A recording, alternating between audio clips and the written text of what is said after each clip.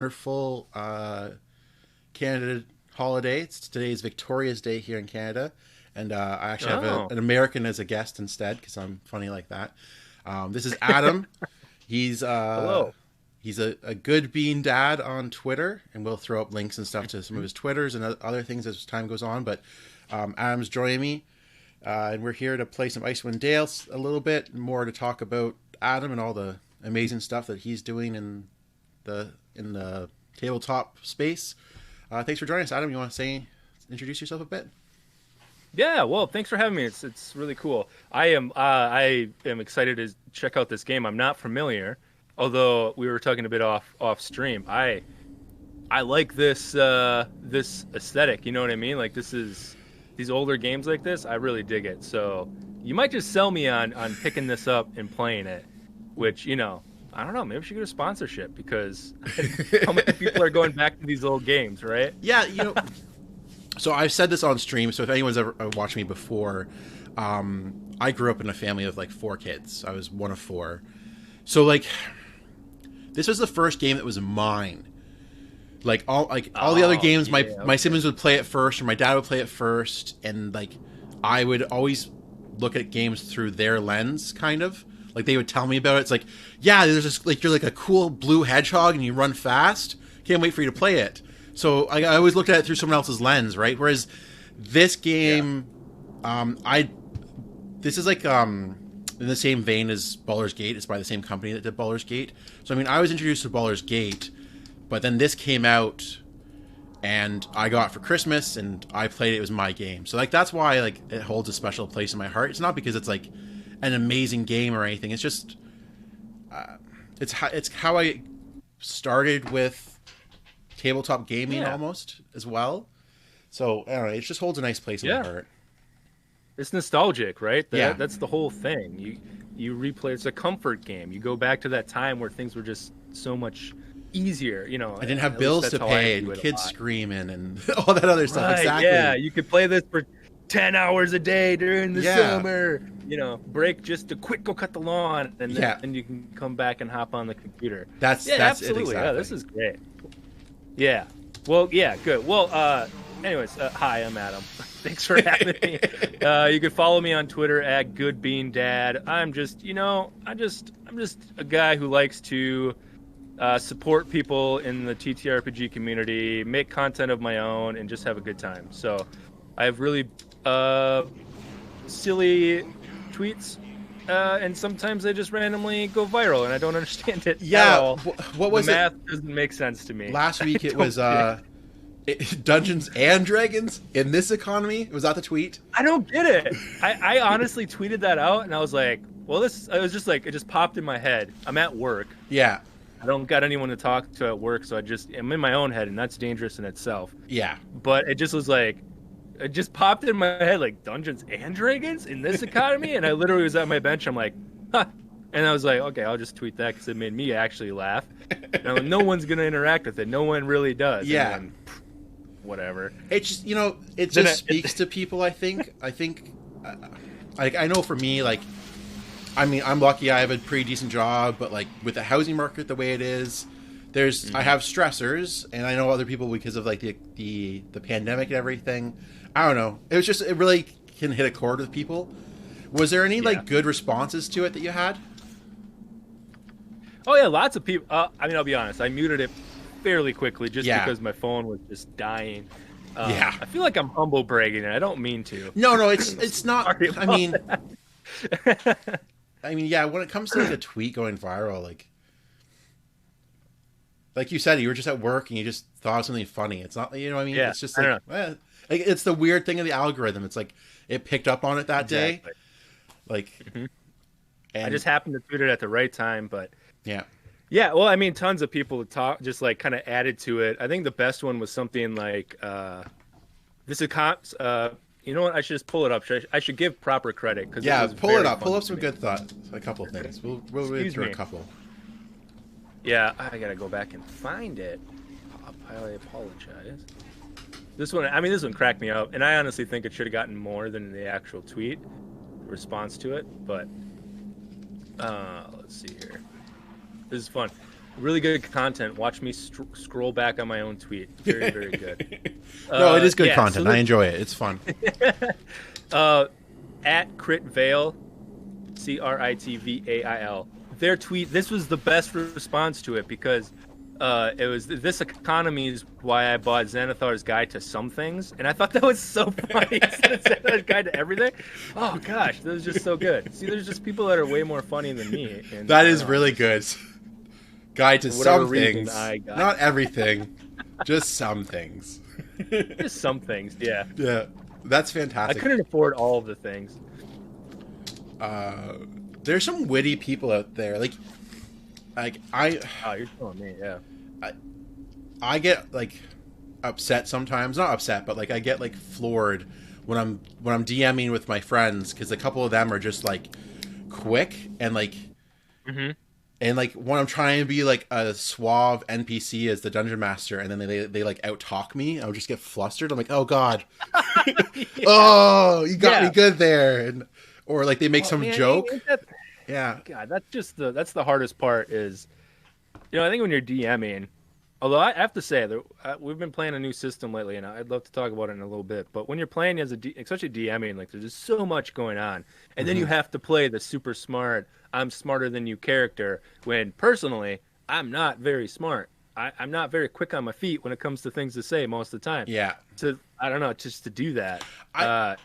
It's tough. It's tough. So I mean, kudos to you for even trying. Hopefully your players give you a little bit of leeway. Like they're better now than they used to be. Not that smart. So like 10 years ago, I was playing in Pathfinder, the Curse of the Crimson Throne, and there's like a character who looked human but was secretly a demon. And like I got fucked up by one of the players by something they said, and I messed up, and like they wouldn't let me roll it back, and like I kind of revealed that she was a bad guy when I wasn't supposed to, and like that sucks because it's like you tricked Eric, you didn't trick the demon, right? Yeah, you've tricked Eric, and that sucks. And it's like I feel bad because Eric has ruined that plot point, and like that's rough, and like it's like. That's the fun thing about the game. I know I listened to Glass Cannon, and one of the guys on that said that he was playing a really smart wizard, and it's hard because the character is smarter than him. So it's like, how do I play and make these decisions? Because like if that guy was making his own decisions, he'd be able to get out of this situation. But me, I'm a big dummy, and I can't get him out of that situation. Right. Yeah. It's crazy. But you know what? That's kind of the fun of it too. Yeah. I've found that in one of our campaigns. So I've got a podcast, DM's Treehouse. Check it out. I'm just gonna say, I've only listened to one episode so far. Your guys' quality is through the roof.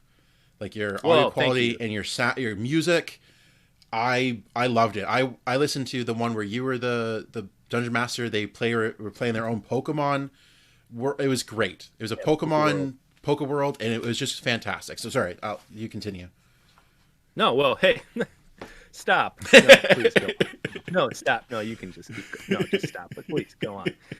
No, yeah. Well. First of all, I think that's a big plug for us. Is our sound quality is pretty good. We all really strive to do that from the beginning. All of us in that show came from another podcast. Actually, we just met outside of we were fans of each other's shows. That wasn't DM's Treehouse, and then we came together for fun. And then we decided, hey, this was a lot of fun, so let's keep doing it.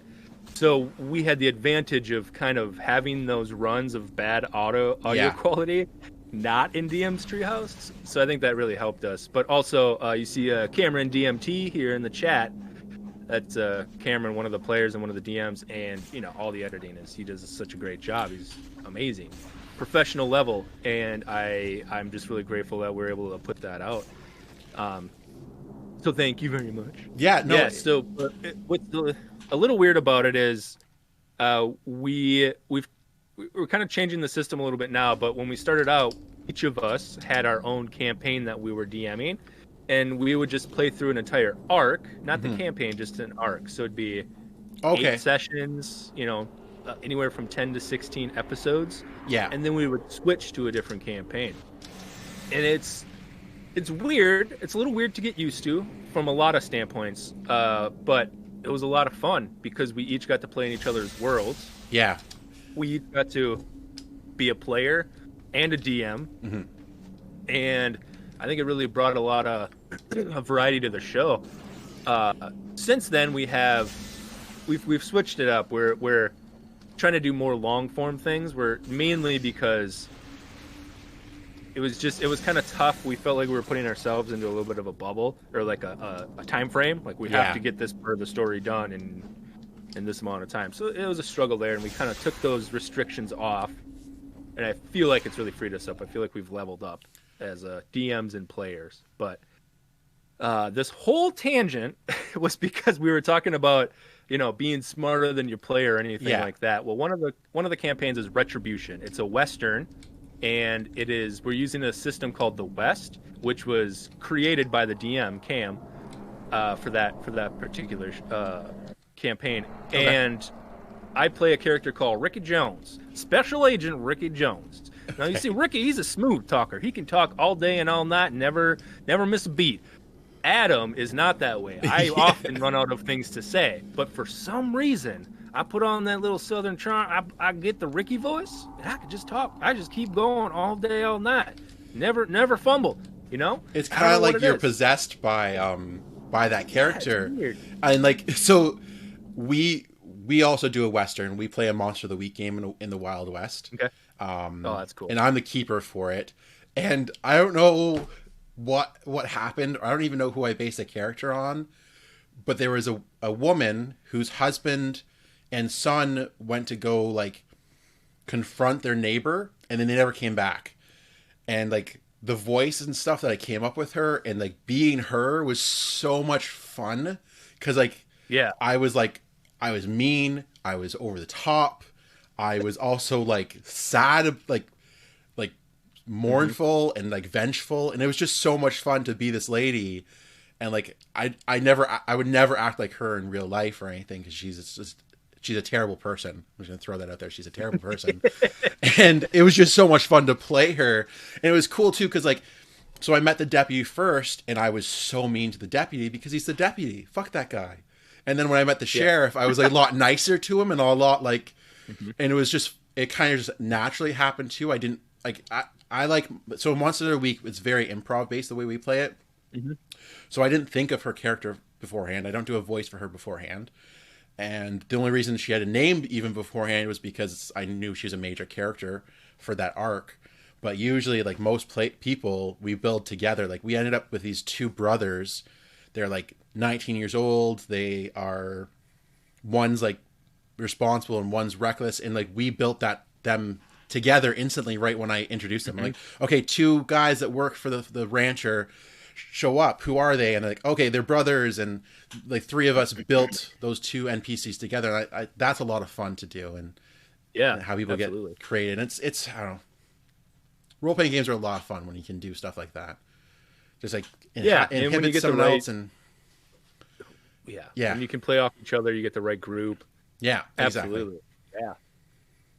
Yeah, and that's the fun in it. That's the role playing, that really getting in the character. And we've kind of gotten into this habit of we almost don't want to do any over the table talk. Like we'll describe scenes, of course, and do what's necessary. But it's almost more fun if we just don't break character, like as little as possible. Yeah. Like really be in the moment. Yeah, like And with it's fun. we do that too as much as we can with like not so much when we're playing Pathfinder or D&D because like I find with those games, especially as the dungeon master, I have so much going on, like stat blocks and stuff like that. It's hard to stay immersed in the game. Whereas like Monster of the Week, because like as the keeper, I don't have to know how hard anything is in the world. Everything's based off just those 2d6, and I don't even have to roll them ever. So it's nice because I feel like I can stay tuned in. I don't really have to check my notes for anything. I can like watch the players more.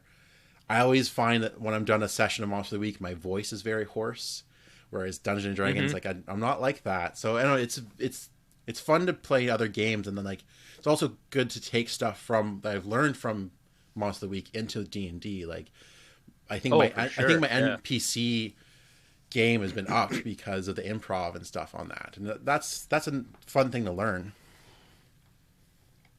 Yeah, I completely agree. I think hey, what's up, Fran? Um we have started the next campaign, and then we are using Dungeon World, which is powered by the Apocalypse. Yeah, Uh, I've heard and it's good things about Dungeon World. I am in love with it. I've played, Heritage or campaign. One of the campaigns is Masks. I've played Monster of the Week, uh, and they're all very cool. Oh, getting stuck.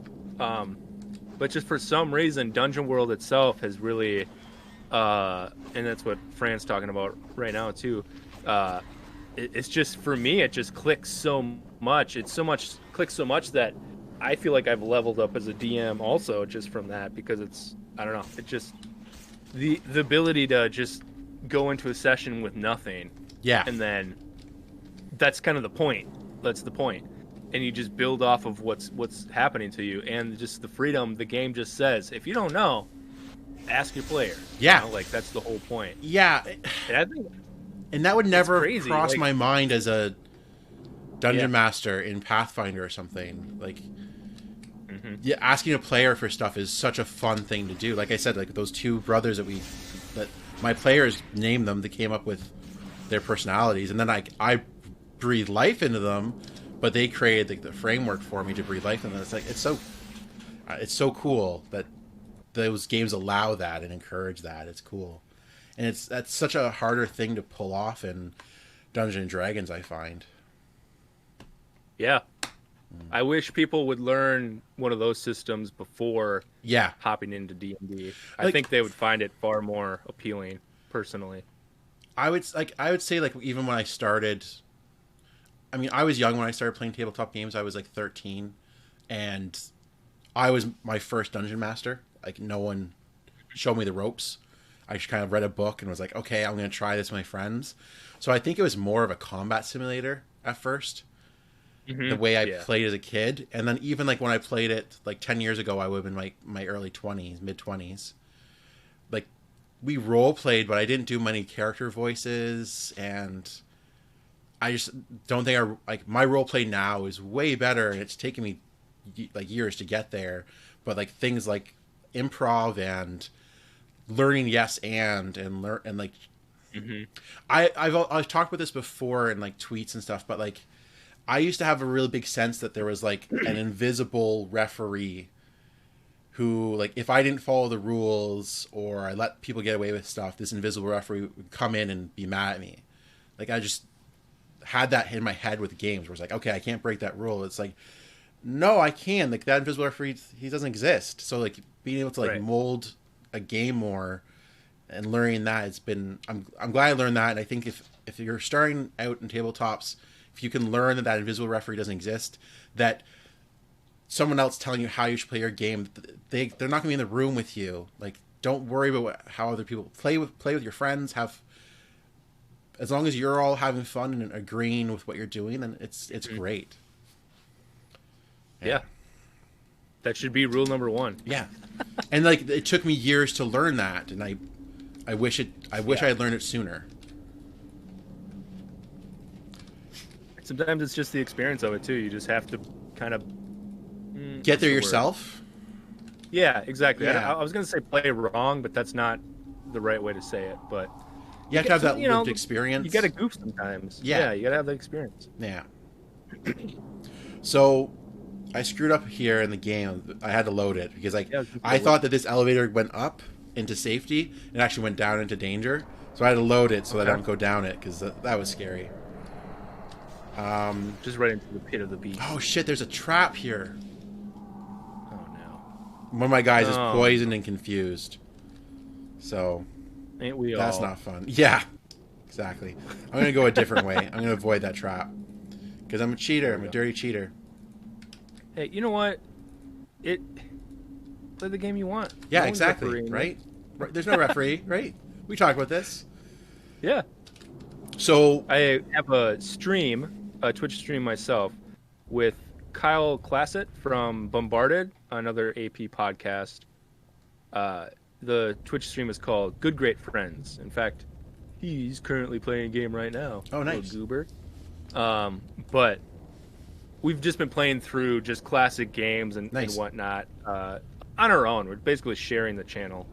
But a lot of the games I've been playing on is Switch, and gosh, I gotta say, if it weren't for that rewind and that save state, I would not have beaten any of these games. It's just so hard. Yeah. I don't know.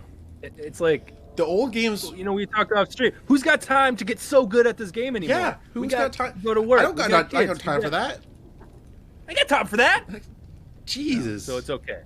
Reload every time you make a mistake. Yeah, and I've had to I make a lot of mistakes with the group too because, you know, most parties are balanced. They'll have like a fighter and a cleric. I'm playing 6 bards. Yeah, that's right. I had read that. That's what you gotta do. It's fun. I would like that, but it's fun. All bard. So my last playthrough, it was just for fun. I didn't stream it or anything. My last playthrough was 5 paladins and 1 bard, and that was fun because like you can just hack and slash your way through this whole game. You don't need magic users for anything. So I was like thinking this time, like, let's just have a blast and see what happens. So I have 6 bards, and like they're doing okay. Like I've been TPK'd a few times, but like they're doing okay. It's like because I'm trying to have a laugh when I play it, it's fine. And I'm gonna be really impressed if I can go through the whole game. So there's a whole bunch of skeletons here that I have to fight. So these are actually elves that are dead that have been brought back to life. So I'll just one down there. Yeah, there's probably more over here too. Oh, probably not actually. There's a big hole in the ground over here. So I'm pretty much surrounded. It'll be fine though. I'll do some fireballs and some other things. Yeah, so we're playing in a place called the Hand of the Celadarn. It's called the Severed Hand because it's a fortress that has like 5 towers, and it looks like a hand coming up out of the ground. And it was attacked by orcs a long time ago. And then like the ruler of this place was like a very powerful elven wizard, and he thought, "Oh, I can cast this spell to save the day," but it ended up like killing everything and turning them all undead. So like that's you do. Yeah, exactly. And that's where we find ourselves in today's adventure. Is we have this magical stone that we think he can use to like find out what's causing all the trouble in Icewind Dale right now. So that's why we're here. And it's my favorite dungeon in the whole game. Like it's legit my favorite. Whoa, that worked. Yeah, I took out... Wow, it worked very well. Look how hurt these guys all are. I mean, the Whirlwind took a bit of damage there, but she's tough. You got healing spells, right? No, I don't. Bards don't have healing spells. Oh, cool. So I sleep a lot. You have potions? I have some potions that I'll use in the heat of the moment. Generally, if I beat a combat, I'll just go to sleep afterwards, and I'll usually sleep for like 10 days to get all my hit points back. Oh, okay. So the game has been going on for 440 days at this point. You've been in this dungeon for years. One of the dungeons I spent like 100 days in, I think it was. It was ridiculous. So there's these spectral guys that they hide in the back, and they like give their life force to the frontline guys. So that's why he's hurt, is because you'll see him like spit some stuff out to heal these front. See right there, this thing here is. So there's another one over here, and he's trying to give his life force away to the guys in the front. It's really annoying. It's just something I got put up with. And I think, okay, that's another one. What are the other bards doing? So 2 of them just sing. Oh, okay. That's all they do. Cool. So there's 4 different types of bards in this game. 4 different types, right? So there's a regular bard. There's a blade, which is what the Whirlwind is. There's jesters, which suck, and then there's scalds. So scalds and regular bards have really good songs. So I just have a scald and a regular bard just sitting back singing, and because it's old style D&D, they can't do anything else if they're singing. They can't cast spells. They can't attack. So they're just they sit there and they sing. So then the other 4 guys, they're my attackers. Oh no, you'll be fine. No, thank you. You'll be fine. I'm good. So they're the ones that cast. That's good old magic missile. You can't beat that spell. Yeah. Dang, this is cool. Yeah. Like I said, I thought I saw it on Switch. I've been playing a lot of Switch lately. I'm pretty sure it's on Switch. Because Yeah, I know thought they've when ported I it to a Googled few different things, right? Mm-hmm. Who is this? Greta's. So sometimes I forget to check the chat in this game because it'll tell me, like, for example, it says like Greta weapon ineffective. So it's like I know that I need a magical arrow to do whoever she's attacking. Okay. So like you can, if you pause a lot, you can kind of treat it just like D&D with rounds almost. And like that's how they attack and stuff too. It's just like it's a lot smoother because it's constantly happening, but it's pretty much just like playing D&D. So like I said, this is my first experience with tabletop games. You're just missing the role play. Like it's just doing the combat for you. Yeah. So I knew about Thaco and other stuff all from this game, armor class. So it wasn't foreign when I started picking up books and teaching myself to play. Jeez, these things are annoying. So what was your first tabletop game? D&D or something else? Let me think. It was either D&D 3.5 or there was a D20 Star Wars game that was basically D&D. Oh, cool. And I can't quite remember what that one was. But I don't even remember how old I was. I was really young. Just would go over to my friend's house. We didn't know what we were doing. It was just I don't even remember any of the story or anything. I think I played a Wookiee. And I don't remember the D&D game at all. But that was a long time ago, and I didn't play much through high school. After that, we had played a little bit, and then, we just didn't. I actually know what we did was we started a band, and we started playing music, and then whenever we got together, we would just jam. Yeah, that kind of kills D&D. You already got something else to do with your time. Can't do both. Right, yeah, exactly. When we have to practice, we got a show this Saturday. Yeah. And we don't have any songs. Oh, no! Which happened. But anyways. Yeah, and then I didn't play, I haven't played, I want to say when I started up with the Roaring Trainers is the first time. That's not true. I started a home game with some friends here in my city and my brother-in-law, who's my friend. I don't know why I said it that way. That's weird.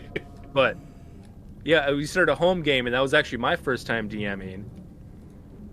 And I was terrible, but it was so much fun. And then I started doing the podcasting stuff, and it just kind of took off. I mean, from what I've heard so far of the Poke World stuff, man, you guys got me in the feels, right in the heart with that. Someone's dad died in that first episode. Man, that gets me every time. Yeah, we went pretty hard with Poke World, pretty hard, pretty quick. Which, like, considering it's Pokemon, like. I did not see that coming. Yeah, exactly. It's like, oh shit! I thought it was gonna be like this like lighthearted romp, and it's like, oh god, I have to like think hard about some of the stuff that's happening right now. Ooh. Yeah, and and things get even wilder, and that's what I wanted. And we were all on board with it. Although I did pull the rug out from underneath them a couple times. In terms of plot twists, but that whole story was my wish that there was a Pokemon game that grew up with us that started on Red, Blue, and Yeah. Yellow, years ago. Those games are great, but I'm in my 30s now. I don't need Yeah. that same type of game. I want something darker. I want something that matured along with me. Yeah. And I that's mean, basically what that Pokemon campaign was. That was my fan fiction of what I thought a cool Pokemon game could be. yeah, and that's the great thing about like doing these collaborative stories. Like I feel like you guys are pushing that as well. Like it's just you get to tell the story you want to tell, and do it in fun ways, and it's just it's crazy that we can use like Pokemon as that avenue. Right. And like it's a lot of fun. Like I know there's like the fanfic world is a huge world, and they do a lot of great work, and like they can be very supportive of each other. But there's also like it's something fun to be able to do it verbally with your friends as well, and create a story with your friends. And yeah, you're right. Like Pokemon didn't grow up with us; it stayed for kids. And like I mean, Pokemon Go kind of was for adults, but it wasn't dark material at all, right? Like I mean, Mewtwo, that was kind of pushing it a little. Eh. It doesn't have to be as dark as Pokeworld gets, because Yeah. it gets buck wild. It is still, at its core, a quote unquote D&D campaign. Yeah. But yeah, it's a lot of fun. Hey, what's up, Echo? It's a lot of fun, and I'll tell you what though. I'm that was my first Pokeworld.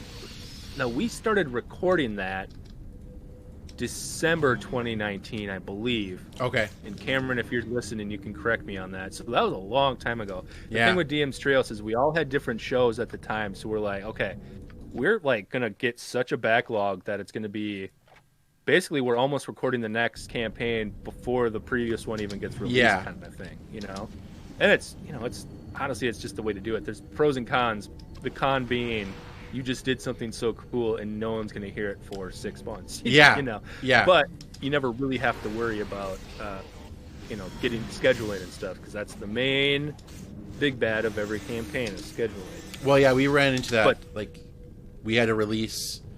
Like, we've been doing our Kingmaker campaign, which is like a big Pathfinder campaign. We had to take a break and release a bit of Hell's Horses because someone got sick, and we just couldn't do it.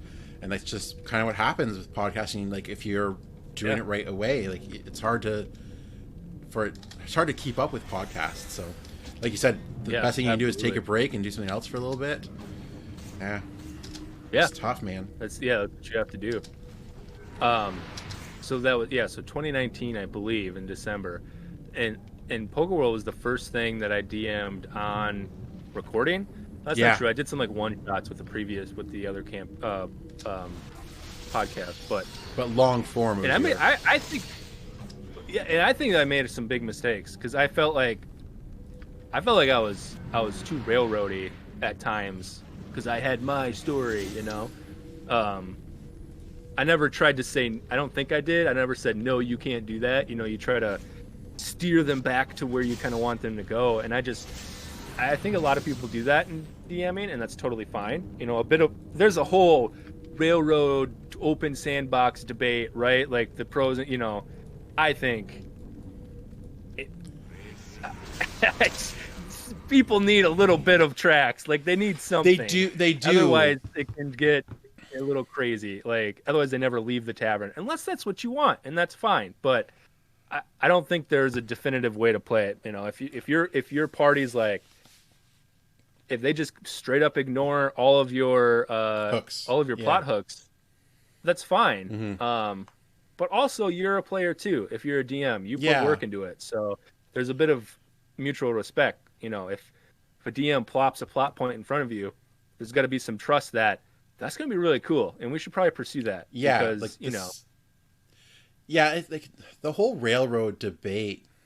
Railroad's such a dirty word in the TTRPG space right now. Like it's been for a while. It's like don't railroad us. But it's like that's kind of what we've signed up.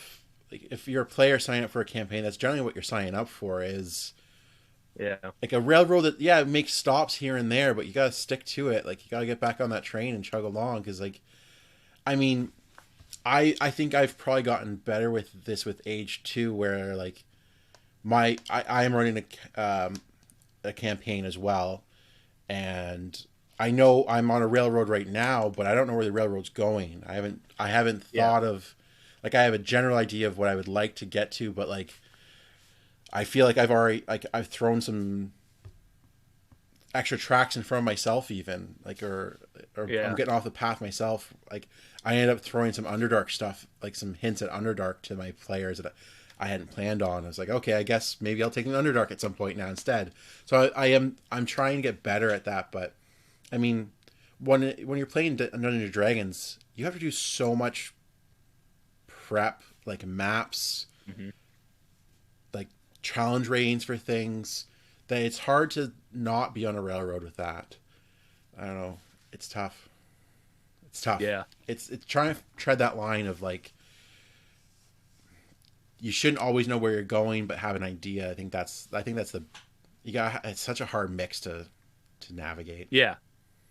Yeah. Yeah. And Echo Williams in chat here made a really good point that I was going to make as well. Is just, especially when you have a podcast, like it's a show. It's Yeah. a show. Yeah. I mean, you have to, as much fun as it might be to have 4 shopping episodes in a row. I'm very sorry. Very few people are going to find that entertaining. Yeah. Exactly. Exactly right. Or maybe unless you're just like, unless it's that good, which it very well could be, but typically people only so much of one thing. But Yeah.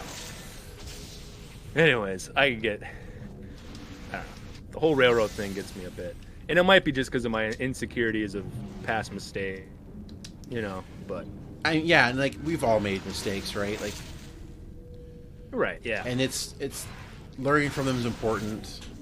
Man. Yeah, you can't regret it. You got to make it part of you and grow and never do it again. That's the way I've been trying to look at mistakes. It's the only way I could try to fix them in my head. I think this guy has 2 hit points right now. Yeah. 2 hit points. That's close. So can you resurrect them, or I can. It's a bit hard to do that right now because I'm not close to a priest. So I'd Okay. actually have to like travel for 3 days to get to a priest, but I could do it. It just costs a lot of money too, which sucks. gotcha? So like I have resurrected people. This guy specifically, I think I've resurrected him 4 times so far in this campaign. Because there are times where it's like, okay, I'll accept that death and I won't load. Like I was doing that for a little while, but Right.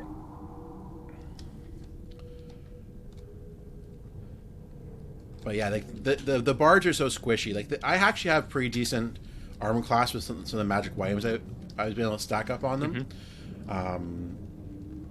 But they still go down sometimes. Like you just can't help it.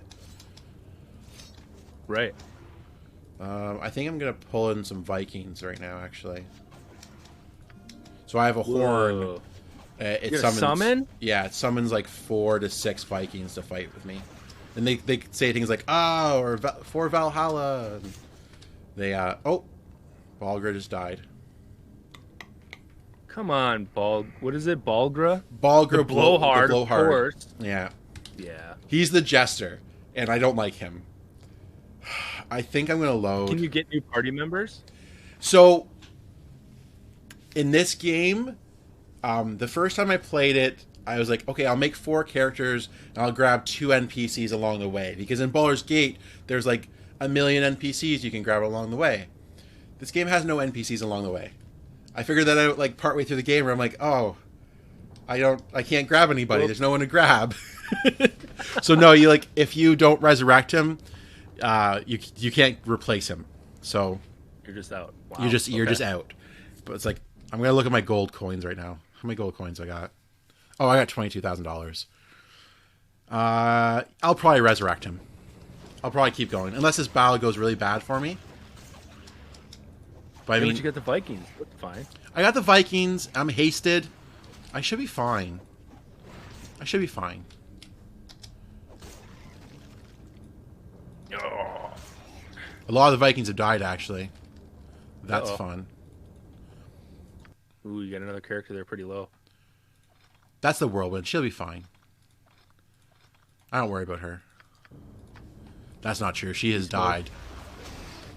So yeah, I'll do a potion for her. There's actually not much more fighters here. The problem is that there's a bunch of healers that are... There's like... So I think... Oh, yeah, I saw him in the back. I'm going to try to concentrate on them, I think, actually, a little bit. So, Take out the support. yeah, exactly. You got to take out the wizards. So I got this bow that does like 3 shots around with that girl too. So her name is Greta Stromberg because she strums on a guitar. It's like Greta Thunberg. Yeah, very proud of that joke. I say it to everyone who comes on the stream. Very good. Man, this battle. It's so intense. How do you keep up with the chat? I can't even... I go don't. so fast. I don't keep up with it. I don't know what's going. Oh, that chat. I mostly don't pay attention to it. There's just no point. Yeah. You can't like. But like, if you're noticing that combat's going long, then you like. That's when you look and go like, oh, weapon ineffective.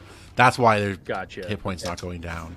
But most of this stuff doesn't overly matter. Like, I don't care how much damage I'm individually doing. I just don't care. I'm mainly looking for things like weapon ineffective. Should I pick this shit up? Oh, shit. Haste wore off. I'm fatigued. And there's a lot more guys to fight. Nice. You got this. It Ooh. won't be a TPK, I'm sure. It might be. I think I've had 5 TPK so far. Really? Yeah. Well, you're all bards. I mean, It's going to happen, it is man. what it is. It's going to happen. What can you do? Echo asked if you can't do NPCs, can you make another PC and import them? Can you roll another character? So, not anymore, I'm pretty sure. Okay. Maybe you still can. If you're playing like a regular single player mode, no. You're locked in. You can't replace anybody. You can't import. If you're playing a multiplayer game, then you can import guys. The problem is they'll be like level 1 most likely, unless you've saved some people throughout to be different levels. But because like when you're playing a multiplayer game, you can play it by yourself and still be multiplayer, and then you can import guys. That's really the only way around it. And like as I said, like if I brought a new guy in now, he'd be level 1. Like my guys are like level 12, so like a level 1 guy would just die. Just get destroyed. Yeah. Would they power level though? Can you keep them in back? You definitely could keep him in back and just get like level up pretty quick. Like they'd probably get to like level 4 or 5 really quickly with the amount of experience that I'm getting for things too. So I mean, you could keep them in back, but like you'd have to be playing a multiplayer game. You'd have to like go through all that trouble, Which is a moot point. Solo. Yeah. Oh shoot! Well, yeah. Oh, more. This is a fun one, huh? So the AI, I have AI set up for some of my characters, and the artificial intelligence in this game sucks. So she has like a make sure you stay out of combat, make sure you're a distance fighter. So these guys got too close to her, so she ran away right down here into this walking area. Yeah. And triggered them. Yeah. So nice. Thanks, Greta. Anyone left out? There's a lot of boys there, huh? Oh boy. Yeah. Good luck. You can do it. Just let it play out.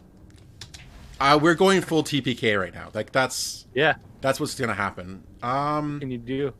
So the whirlwind's gonna do her defensive spin, so she can keep living. I don't know what these guys are gonna do. Do a fireball. I'm out. I only got 2 of them, and I'm already out. Beans. Yeah. I might have to have my singers start fighting. Yeah. I've seen that happen before at bars. That's good. That's clever. Oh no. Wowzer. Yeah. Okay. You got a lot of healers in the back. I can see them. Yeah. There's like there's a lot two of or healers three in in the each back. room. Nice. Well, Well, this was fun. that was fun. Yeah, it was fun. Let's watch the party's ultimate demise. Yeah. That's what this is like right now. Let's put another defensive spin on the whirlwind. Oh, never mind. She's dead. That sucks. Have you ever had a TPK in a game you've DM'd? Only in one shots. Oh, really? Yeah. So it was like. So they're like chasing around in this forest area, picking up all these magic items, and then in the end area, it's a tough fight in the end area. I think it's called. Shoot, I forget. The Haunted Forest. It's by Paizo, the Pathfinder guys. So they have to go into this old abandoned tavern, and they go in there and they get ambushed in the behind them by like some other people that are trying to get the magic items, like a human. They get ambushed by three guys from an opposing party, and then there's also like a wooden guardian spirit in the tavern as well that hits them. And I've played it twice. The first party like stuck together. They did a really good job of like they maneuvered the other party to fight the woodland spirit as well, and they did a good job. The first party, the second party, they like split up when they were in there. One went off like in a ridiculous fashion, and so they kind of got picked off one by one. So it's just like, okay, cool. So Yeah. that's my only real TPK. I'd say it was like a one shot. How about you? Have you ever done one in like a story? One shot though. Yeah. Yes and no. I had, in fact, Aaron, you were in this. Echo on the chat. You played in my home game. I kind of had a fake out because I had this. I inserted this essentially a time loop into the city, and they faced off with these giant monsters, and then essentially they just got destroyed, and they thought they were done. They were like, "We got eaten. This is terrible." Mm-hmm. And we were actually, this is obviously pre-COVID, and we were at a bar, and I remember I was sitting across from my brother-in-law, and he just takes his character sheet, just crumples it up, and throws it behind him. And I knew that it was like, you guys are gonna respawn. This is fine, but obviously you don't say that. Yeah. But yeah, they thought they died, and I could just see their like dejected faces, and I was trying so hard not to laugh, but man, it was weird. It was weird to. I felt like kind of dirty doing it, you know, Yeah. like a little bit. But so they all died, and then I kind of did this whole like, all right, so it's dark, and then you see this light, and all of a sudden, boom, you're alive again, and it was 3 minutes before that battle started with a giant crash, Yeah. and then they're all like, but yes, but other than that, a true TPK, no. In fact, I don't even think I've had characters really die. Close, but they always snake their way out of it somehow. Yeah. I've had a few character deaths. Like I said, in my campaign like 10 years ago, I had some character deaths. That was fine though. Like the guys were pretty happy. They want to make new guys anyways. So it was like kind of like a lot of them was their first time playing Pathfinder, so like their first character they didn't like. So they gave them a chance to refresh. So, I mean, they weren't upset with a character death. So I've had a couple character deaths.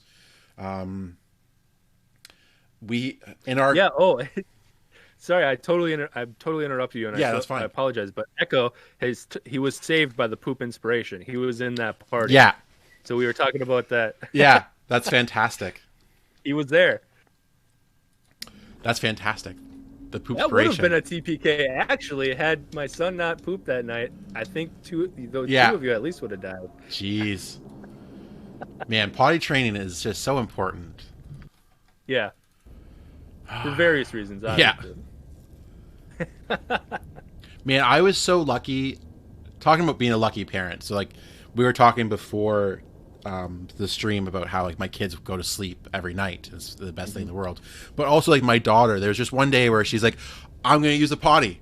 And like we didn't really have to potty train her either. I don't know how we got away with it. That's great. It was just she's like, okay, I'm a big girl now. And like she has problems with she has problems with wiping, but like she's just like, yeah, no more diapers. I'm going to use the potty. Like, oh, okay. At like 2.5, she's just like, I'm good.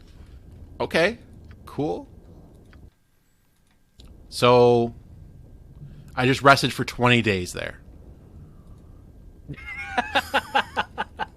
That's a solid nap right there. I feel like I could rest for 20 days, honestly.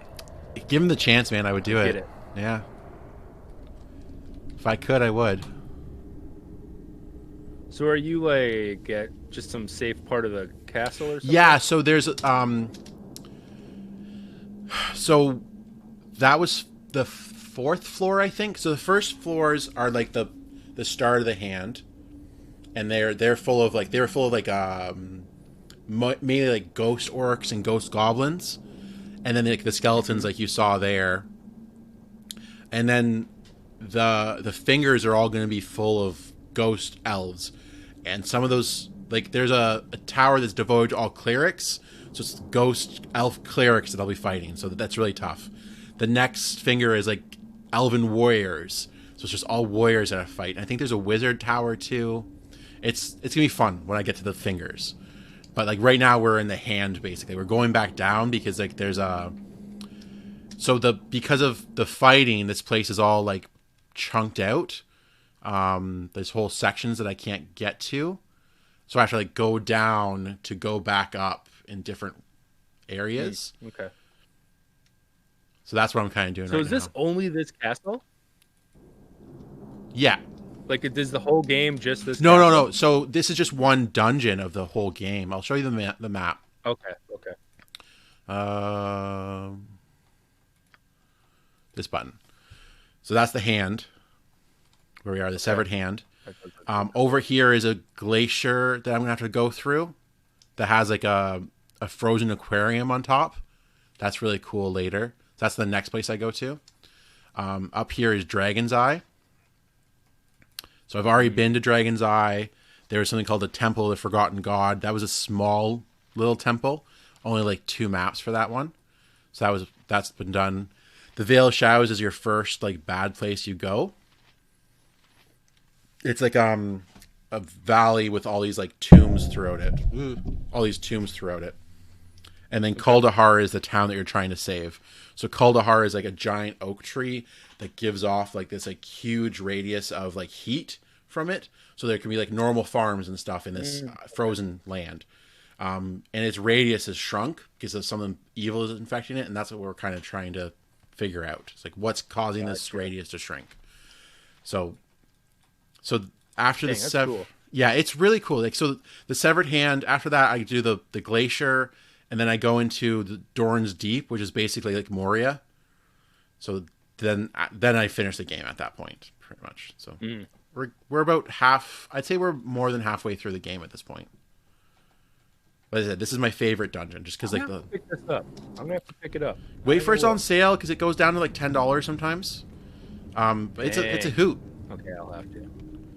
It's a. Did I finish this map? I did, didn't I? Yeah.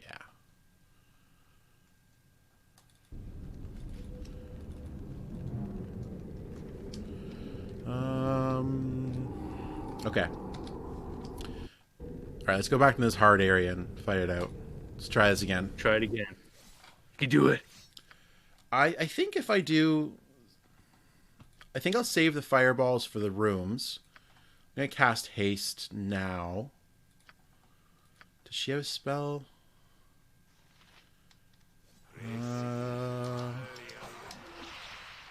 Yeah, let's do this now.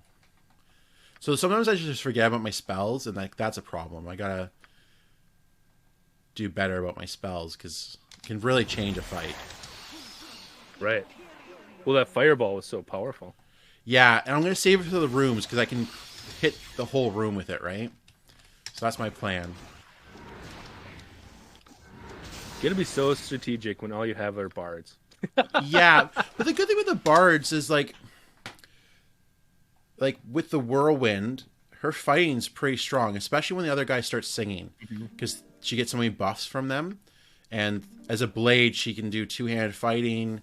She's got like offensive spins and defensive spins, so she's not bad. And that is like I've been able to stack up some pretty good defensive stuff on her too. Like she's always blurred, so like 20% of hits just miss. Nice. So what are the effect of the songs? You said you have two bards that just sing. Yeah, so What's the advantage there? Is it just buffing? yeah, it's buff. They're buff spells. So I'll tell you exactly what they do. So, he uses the Ballad of Three Heroes is what's called. So all allies within 30 feet gain +1 to hit, +1 to damage, +1 to saving throws. So like that's the first level song. And it's actually really good throughout the whole game. I don't get a better one until 11th level, which is like +2 to armor class, +10% resistance, and then they get regeneration. So once what level am I now? 9. So I'm almost there. And then all that character does is sing and just keep it. It's like concentration. You can't do anything else but keep that buff. Exactly, because it's the olden rules, right? Then my other one that sing is a Scald, and hers +2 to hit and +2 to AC. So they're harder to hit and they hit harder. Like they have a higher chance of hitting, like 10% higher chance of hitting. So they just sit back and sing, and their songs stack, which is good. Oh, okay. Yeah. Cool.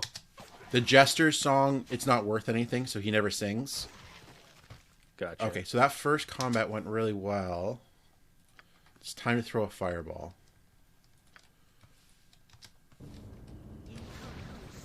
Lucario. They do a decent job of like the song, the voice acting and stuff is pretty good in this. Mm-hmm. What's really cool, you can actually do your own voices for it if you want to.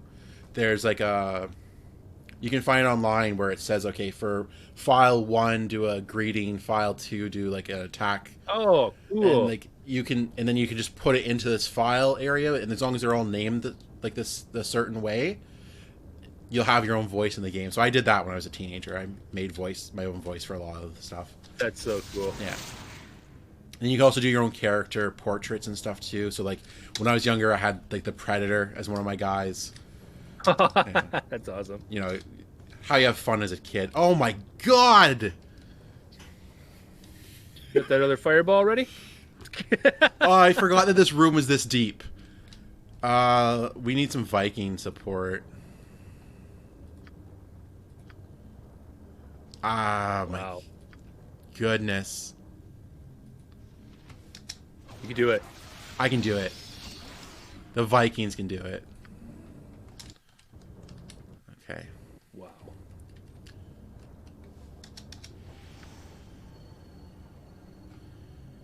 Where is the whirlwind? Yeah, I got this. I'm fine. You got it. Yeah. Yeah, I know you do. I got this. I'll probably sleep before I do the next room. I'm not even scared. I'm scared. Oh, does it? It doesn't reset? No, not usually. Oh, that's cool. Luckily, sometimes they'll like a few guys will reset, but not the whole place. Yeah. Well, just grind out those levels then. Yeah. You can grind in this game for levels. You can like sleep. If you sleep in a dangerous area, guys might attack in your sleep. So if you want to grind and gain levels, you can do that. It's just a pain in the butt. Yeah. So I'm going to have... Oh, right. There's like a giant one. So most of them are called Shattered Souls. This one's a Severed Soul, and it's like twice the size. I don't know if you can see that.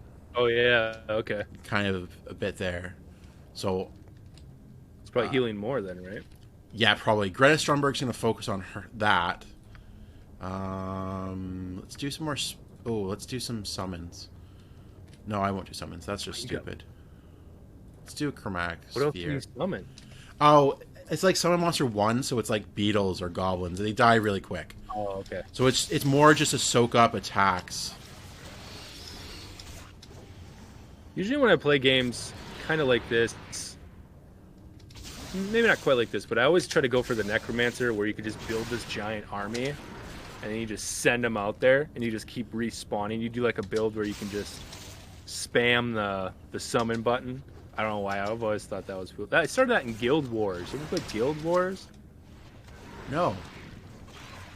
There was a, I'm trying to think. I'm thinking when I played it, sometime in high school, but it was like kind of like World of Warcraft, not really. It was cheaper than World of Warcraft, and you didn't have to do a subscription, which is why I played it. Yeah. But yeah, you could just, I do like a guild. Yeah, Cameron knows Guild Wars. I just did the necromancer, and you can just summon, like, you know, you build up your skills and do like tiny little army, or you get like behemoths and stuff. Yeah. I remember that you can build a necromancer, and then there was one level that I think it was Guild Wars 2, that you could, a necromancer could solo it, so people would pay you to run them. Really? Because you could power level and get really nice items. Yeah. And I did that. I actually got my necromancer to be able to do that. So I was just like, it wasn't real money. At least I never got into that, but it was, you know, 100 gold or whatever. So I'd just be loaded because I could just run that level. Dang, that was a cool game. I should go play that again. It's fun. It's like you said, the nostalgia of games is nice. Right. It's just, I don't know. So my guys are fatigued, which is going to make this fight a lot harder. So I'm going to like approach this next room a bit different. So I've done a fireball. Pull them one by one. Yeah. Ooh. Someone else Quick gotta save. I come. can quick save. I think I'm going to send in my crappy summons now. I think summons are probably one of the most important things in this game. They really soak up, and that's the main reason that the all bard party can work. Actually, in my opinion, is because if you didn't have summons, like so many fights would be so much harder. Okay, so I'm gonna cast a disrupting lance that's gonna shoot like a straight line from her and cut through a whole bunch of guys. I'm hoping. Yeah, Ooh, that did a lot of damage. Okay, get in there. Balgr, get in there. Greta, get in there.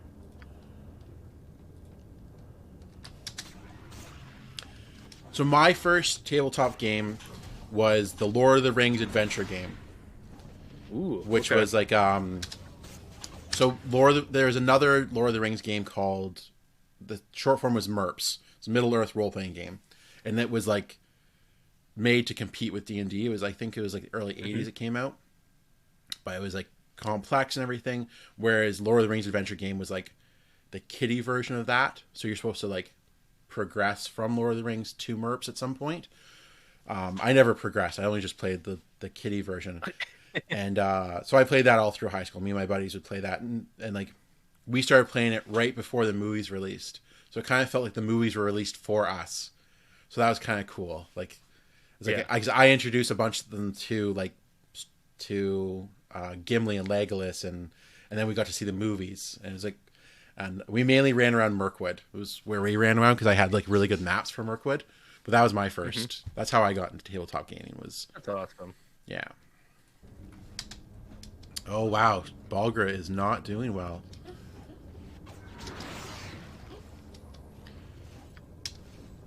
I've been pretty lucky. Ain't that always the case with Balgr, though? Yeah, huh? he's such a blowhard. Exactly.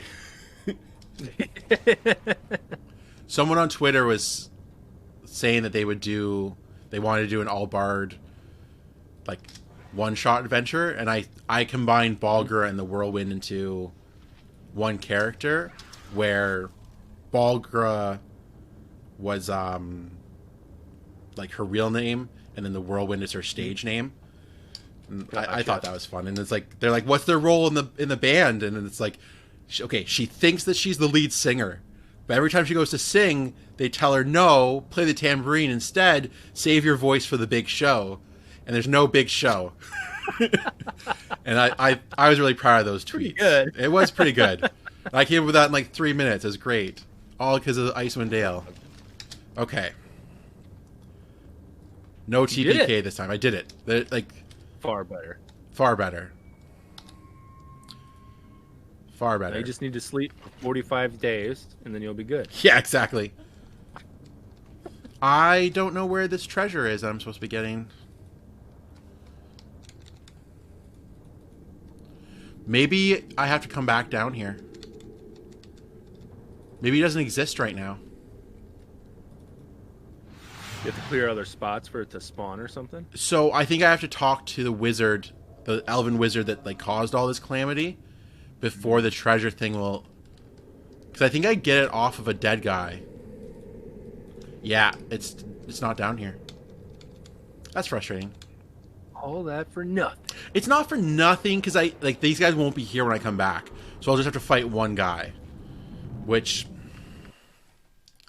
isn't the end of the world. So I want to make sure I didn't. It's got to be in that level. Yeah, it's on that level. Yeah, it must be spawned later. 904. Which tower do we want to start off in?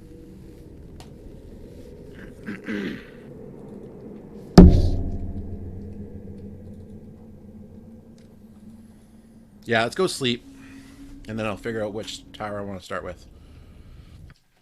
There you go. Mm-hmm. It's that long rest, right? Yeah. In the middle of a tower, just long rest. Take a couple weeks off. World will stop for you. Yeah, exactly. So this whole floor is inhabited by ghosts that aren't evil. This one's sad because it's a little girl who's looking for her mom. And her mom used to run the inn here, and we're like, "Can we sleep here?" It's like, "Yeah, sure. We'll play when you're all done." It's like, this makes me sad. That's very sad. Yeah. I think that's one of my favorite things as a dungeon master is like making my players sad with stories like that. Yeah. I got them really good the last time we were playing. So in our Wild West game, the deputy, he's really used to everyone really liking him. I usually have NPCs like really get along with him because like that's kind of his idea, that he goes around the town a lot, getting to know people. And he met the guy who like ran the trash heap, and the trash heap guy didn't like him, and I didn't tell him why. And then then it turned out that trash heap guy was like the bad guy. He got like corrupted by like some evil. And so then the next time they were playing, so they hadn't defeated him yet. They had just found out that he was a bad guy and had their first confrontation with him, and he escaped. And so the start of the next episode, I did like a cold open, which was like a flashback of that guy walking into the mayor's office. It was like, I heard you just hired a sheriff. I want to be the deputy. And he tries to like twirl his gun and he sends it flying across the room. He's kind of pitiful. And the mayor's like, we've already hired a deputy. But what do you know about trash? I got a job for you. So he wanted to be the deputy, but because my friend was a deputy, he got put in harm's way.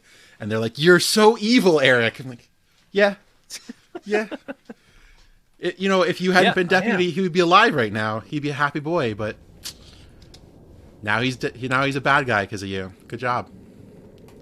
All Thanks right. a lot. That's what you get. I think this is the cleric tower. I think there's a big fight behind this door. Whoa. Yeah. Oh, no, this is like the planning tower, I think. This is still a big fight. It's just not the fight I was thinking. No, this is the cleric tower. Okay. It's still a big fight. And the shitty part is they're going to ambush me. If I walk up further in the room, they all appear around me.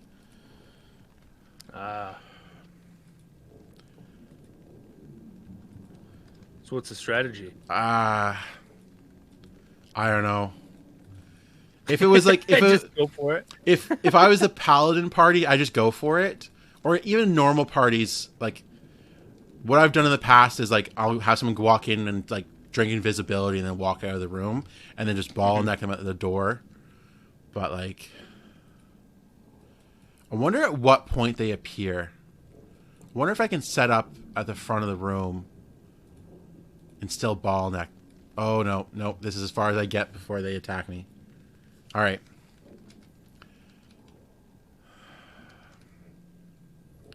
They're going to appear everywhere.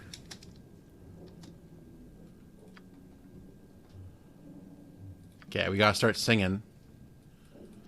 Get your buffs up. Get ready. Should have cast some Stone Skin or something too, but didn't think of it.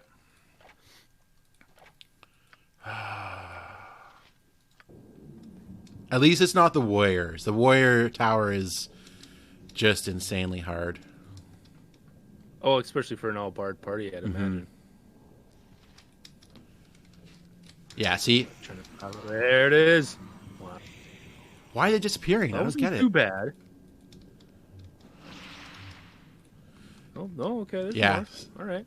Yeah, they tricked me. Oh, yeah, they keep coming. All right, that's the Whirlwind. You go there. Who are you? Yeah, so this is actually a mix of fighters and clerics, I think. Okay, that's a swordsman. That's a wizard.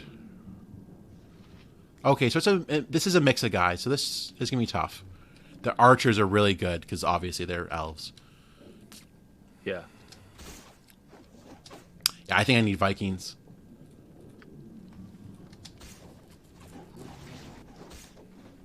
Those Vikings are the best.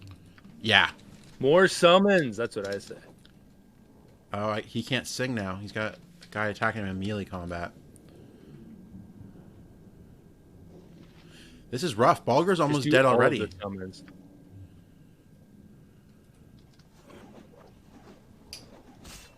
Dead. Wow.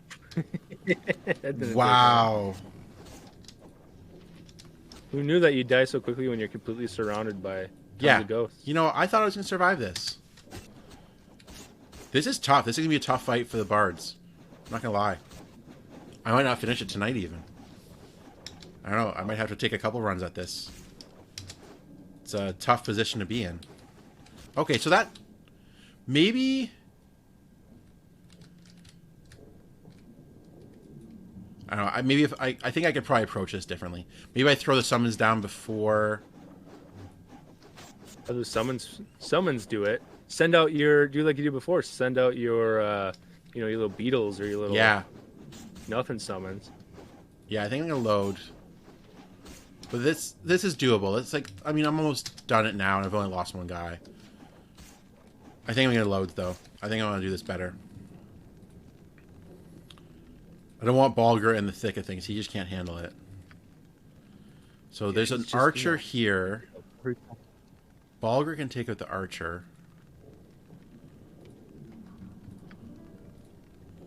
Maybe I just send... Oh, here's the wrong singer. Cauldra. Okay. Alright, let's quick save. I'm going to send in...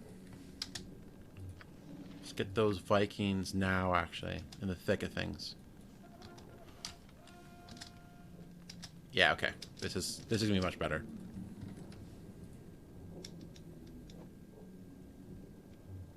Maybe. You. Oh, yep, there it is. All right.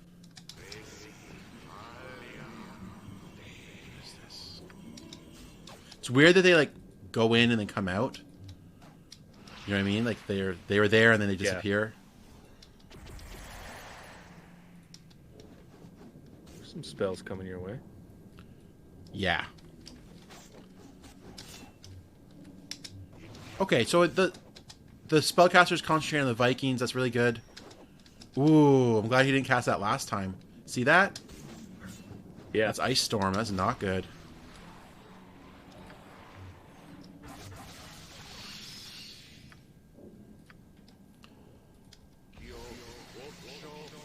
The Vikings are all dead. Just from that one spellcaster? Yeah. And like a bunch of guys went up there as well. Like a bunch of these fighters. You can't you're spending sing. all the spells he's got. That's good. Burning all his legendary actions. That's the hope. Balgur, are you actually fighting her? Like, can you actually do something for your once in your life? Balgur's not doing anything. Yeah, maybe I should just let him die. No, I can't let him die. He's So annoying. All he does is complain the whole time. such a blowhard. Where are you going? Blowhard. Like, where are you going? Do you see him way back here? And what are you doing? Oh, the AI kills me sometimes. Whirlwind needs Literally. to do... Yes, exactly. You get it. You get it.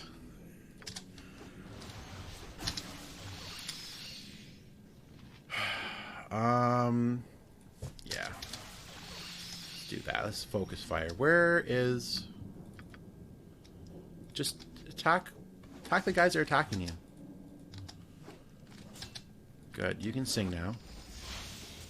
So they cast Web, but what they don't know is that the Whirlwind has a free action ring on her, so she can't get webbed. So she can dance around while they get like entangled. Yeah. And that's what she's doing. She's going after the AI has her going after the archer and stuff. That's funny. That's awesome. Yeah, she's a firecracker, I'll say. Beast. She is. She's the only reason that this party is viable. Balgur is captured. Surrounded. Jeez. The blowhard just walks right into the web naturally. I wonder if he would be better if I'd given him like a better name. His stats would have got much better. It wasn't the blowhard. My aunt and uncle had found a cat in the trash. Like literally pulled it out of a dumpster. And so they named it Trash. And it was the meanest cat in the world. And they always used to say that. It's like, we shouldn't have named it Trash. Like, we did this to ourselves. Made the meanest cat in the world just because we gave it a ridiculous name. It's like, yep. I'll do it. Every time. Yeah, let's get this guy in the web. That'll work.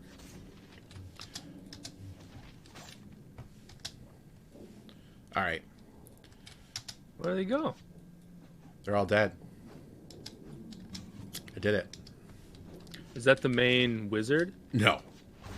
Oh. This is just the first floor of the tower, right? Oh, yeah, okay. There's like Cool. 3 more floors, I think. So...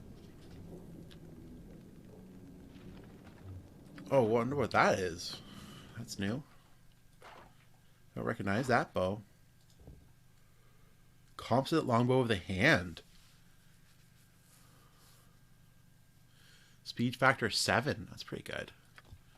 I think it's not as good as my regular bow, though. +2, +1. Yeah, it's not as fast as my other bow. It's still pretty good. I like pillaging magical items from this game, too. There's some good stuff in this game that you can use in just regular games. Yeah, a game with some really cool items is just... Yeah. It just makes it far more exciting, too. I'm going to have to go sleep after this, actually. That's insane. So, yeah. The Whirlwind leveled up. Every single... 20 days rest after every fight, basically. Yep.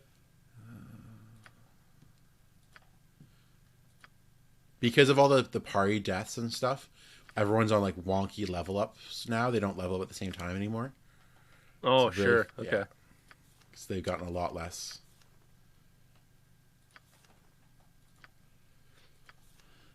Oh, I do have level 4 spell. Good.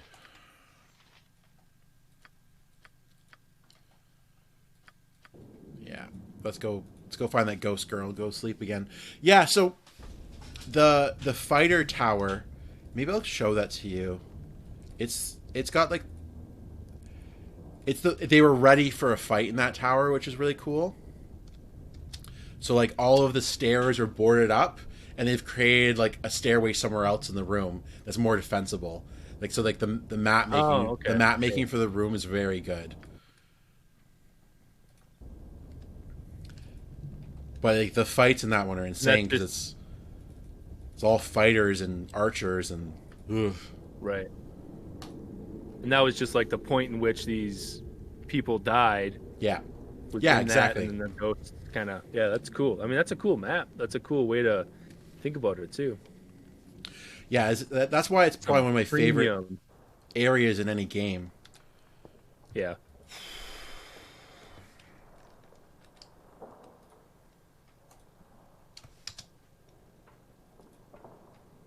Do you run mostly homebrew stuff when you DM, or are you running Honestly, content, like I created mostly run content? content. Okay. So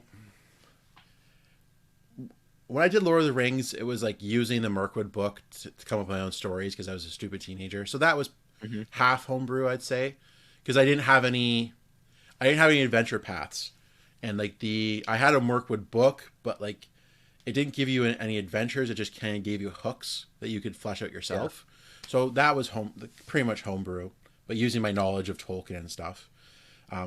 In college, it was kind of like my buddy was like, "Hey, I really want to play Dungeons and Dragons," and I'm like, "I know, I haven't played yet, but I know how to play Pathfinder." And so we kind of like I learned with this bunch of guys, and I just grabbed an AP just because it was easy. So I just grabbed an Hmm. adventure path and did that. I tried running them through like a homebrew world that I made, and that was going well, and it would have continued, but like our group was like 7 players, and trying to get everyone in the room at the same time when we were all done college was like impossible. So that fizzled. And then like I do get to DM sometimes for our podcast, and what I've done with that is like it's half module from Paizo and then half my own stuff. Kind of like Hmm. I've used it to like make my own world, and I've strung up like some so not it's not a campaign from them, it's just some of their modules. So I'm going to string together some of their modules to create an overarching story and morph them, and so it's kind of like half and half. So like I take my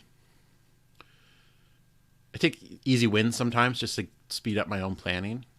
But like I do Yeah. like homebrew, Yeah. You have but to. my favorite thing is drawing maps. I just love drawing maps and coming up with stories as I do them. So like Yeah. I've read a bunch of modules, and so like then I've made my own maps for them. So like it's not using Paizo's world; it's using my own version of their world, which is a lot of fun. Hmm. Yeah. Yeah. How about you? What do you Yeah. That's awesome. prefer? I've only ever played homebrew stuff Yeah. and all of the stuff that we've played. Well, that's not true. We played a couple sessions of Mines of Phandelver, and but that was it. So I actually don't.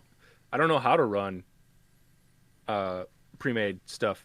I don't know how to do it. I mean, I can imagine it would Mhm. start one way, and then knowing the people I play with, it would just very quickly go somewhere else, not even close to the to the story Yeah, that's on the page. But I'm not even sure how to rectify that. I mean, it almost scares me. I'd almost be too nervous to do that. it's its own thing, right? Like Hmm. I know when I started running Curse of the Crimson Throne like 10 years ago, I didn't know what I was getting into. I just grabbed a book. I didn't realize it was a 6 book series, and that each book took Hmm. like 10 sessions to run. I wasn't like I was just like I just grabbed something basically, and so I got into way over my head, and then I kind of realized, oh wow, I'm gonna have to read all 6 of these books to see what the overall arching story is before we Yeah. finish. Because there was a part where it was like, hey, we're gonna give you this magic item in book like 1.5, halfway through book 1, but it's gonna be very important for book 3. So I was like, oh, so I gotta go read book 3 now. Like so, it was definitely tough, and like there were certain things where I had to try like stress certain plot points, but I know I messed some of it up, Mhm. and like didn't Yeah. and like my players didn't glob onto some of the stuff that they should have for the story to make sense. So that's hard to get across. So like it can be running an adventure path can be cumbersome for sure. It can Yeah. kind of be a weight around your neck sometimes, but other times like if you approach it properly, you can like it can be a good jumping off point. That's why I've shifted to taking modules, which are just small like 2 session games and Yeah. 2 or 3 sessions, and incorporating them into an overall story that I want to tell. Like I have like a theme in mind for my story, and I also want to take these characters from like their adolescence up to unless I kill them off, but I'm hoping to take these characters on a journey. I have a journey in mind. This is kind of where the railroading comes in, but like with a certain like theme, and it's a lot based on like, so in Pathfinder there's like this guy who has convinced everyone that he's a living god, and like but he's secretly also trying to find immortality. And I thought he was just such a cool character that like I'm trying to string that along in a certain way, and I'm interested in seeing how it goes. So that's where I'm homebrewing right now. So I've taken and morphed and moved things around. Yeah. Now that you say that, now I'm recalling when my very first thing, the in-person game I ran, I did that too. I would find modules and just insert them where I could. Yeah. Yeah. It's been so long since I've really looked at modules. It's been so long since you've done other than homebrews. I should peek at those again. There's some good ideas and stuff in them too, for sure. And like, I know, like I've run a couple like just one shots for my friends here and there for like birthdays and stuff like that. Mm-hmm. And I ran one that was a lot of fun. It's called Feast of Ravenmore, and I'm hoping that I can visit that town 50 years after the module was run, because I ran my friends through it, and it was like it wasn't connected to anything. It was just like just a one shot. We ran through it just for fun. So I'm planning on like what would have happened if this place grew. So I'm planning to have that in my homebrew. Like, so it's kind of fun to use them as jumping off points and revisiting things and stuff too. Yeah. Yeah, I think I think there's also like a certain, like for me, like there's a lack of confidence sometimes in like can I make this believable enough, I think. So I think I'll use modules as a crutch sometimes. So I think that's just like me just being cautious as a storyteller. I think sometimes you just gotta like rip that Band-Aid off and just go for it. Because I know in my homebrew world I had a lot of fun. My players had a lot of fun in it. I based it off of the Titanomachy, the war between the Greek Titans, the Greek gods. So I took a lot of those themes and like transplanted that into a Dungeons and Dragons world. And like I used to think to myself, like, how did this world get to a point where there are multiple sentient species? Because like on Earth, when there was two sentient species at the same time, when there's Neanderthals and humans, they clashed and one beat out the other one. So why didn't that happen on this planet? And like I think the easy answer is the gods made sure that their favorite races didn't die. So like the Titans and the gods were messing with things, and that was a big overarching theory of that world. So maybe one day I'll get to play that whole thing out. That was a fun experiment. Right. Yeah. So it was like there's a lot of like wars and sieges going on in that one, and trying to like take players through a siege was a lot of fun. Yeah, that sounds Man, trying to make some of that stuff realistic is really tough too. Or not just like, all right, roll the dice, and, trying to come up with cool ways to do it. And trying to come up with like the biggest problem is like wizards make wars so ridiculous, because it's like, why would you have siege towers when you can just cast Spire Climb on people? Mm-hmm. So it's just tough. It's just like trying to come up with why magic spells are the way they are, and trying to do a war when there's wizards. It's tough, but it's fun. It's fun to try to come up with the reasons for that. Yeah, I found that I really enjoyed just, and I think this is a property of like Dungeon World, where any of us in the campaign can just kind of throw something out. Well, it's nice when everyone is a DM. That's one of the nice things about D&D Treehouse. We're all DMs, so we have that mindset. So there's a lot of trust in each other that if we throw something out there, even if it's a little wacky, as a group, we're going to kind of reverse engineer how it works into the world. And I just think that's a lot of fun to just be like, hey, guess what? There are fire flamingos in this area. Yeah. What? Okay, let's figure out why that is. Yeah. Yeah, exactly. That's it's perfect. Almost like the new thing that I love doing when DMing now is the reverse engineering. I almost encourage it to be real wacky just so we could try to figure it out. Yeah, no, that's such a cool thing to do. And like with like and allowing the players to do it. It's very, Yeah. very good. Yeah. Man, I could talk about tabletop stuff forever. But it's Yeah. 9:30. So we're Yeah. we're gonna end the stream now. Time for bed. It's way past our way bedtime. past our bedtimes. My kids are gonna be up so early jumping on me tomorrow, so Yeah. yeah, we're gonna call it quits here right before we enter Okay, this yeah. room in this cleric tower. So yeah, Well, thanks so much for having me. This was a blast. it was a lot of fun. Such a cool game to watch, and I like I said, I'm probably gonna go look it up tonight and see if it ain't on sale because If I just nostalgic for a game like this. if you ever want to play multiplayer, just let me know and we can jam some multiplayer together for sure. Yeah, I've never played with Man. other people actually, so I'm willing to try. yeah. Yeah. I'll just be screwing it up left and right, and you're gonna be so mad. You just be yelling at the screen. Ugh. You know what? I'm pretty good to play games with because like I give no shits. Like we Yeah, can die left and right. I don't care. It's just fun to play games with other people.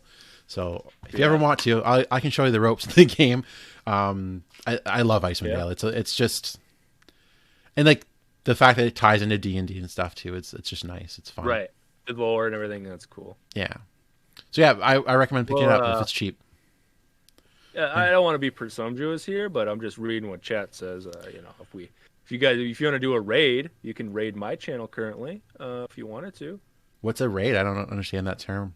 You know? Oh yeah. No, You can I'm raid new to people on Twitch. Twitch and bring everyone over if you slash raid in your chat on the channel. So I write this. You write it. Yep. So I I'm go gonna slash DM raid. you in Discord here, Cool. and then put a space and then put that name, Good Great Friends, and then hit raid enter. It should enter into a raid. See, I'm like bad at Twitch. Where's our? How do I? I'm also bad at Discord. How do I get to our chat? Direct message. Oh, direct message. You did it. I see. I see the number 2. Good, great friends. Okay. Good, great friends. So all of our viewers will just hit over there.